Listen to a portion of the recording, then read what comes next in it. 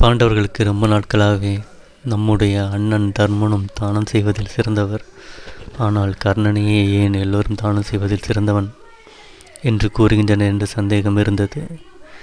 இவர்களின் சந்தேகத்தை அறிந்த கிருஷ்ணன் ஒரு நாள் தங்கமலை வெள்ளிமலை என இரு மலைகளை உருவாக்கி பாண்டவர்களை அழைத்து, இந்த இரு மலைகளையும் பொழுது சாய்வதற்குள் தர்மம் செய்துவிட்டால் தானத்தில் சிறந்தவர் தர்மர் என்று நீங்கள் சொல்வதை ஒப்புக்கொள்கிறேன் என்றார். பீமனும் அர்ஜுனனும் மற்றவர்களும் அந்த இரு மலைகளில் இருந்த தங்கத்தையும் வெள்ளியையும் பாலம் பாலமாக வெட்டி எடுத்து தர, தருமர் அதை உடனுக்குடன் நகர மக்களுக்கு தானம் செய்தார். தானம் செய்ய செய்ய அந்த அவ்விரு மலைகளும் வளர்ந்து கொண்டே இருந்தன. தங்கமும் வெள்ளியும் குறையவே இல்லை. மாலை பொழுதும் வந்தது. எங்களால் முடியாது என்று தன் தோல்வியை ஒப்புக்கொண்டார் தர்மர். உடனே கிருஷ்ணன் கர்ணனை வரவழைத்து, கர்ணா, இதோ பார், இந்த இரண்டு மலைகளில் ஒரு மலை தங்கமலை, இன்னொரு மலை வெள்ளிமலை. இதை நீ பொழுது சாய்வதற்குள் தானம் செய்ய வேண்டும்.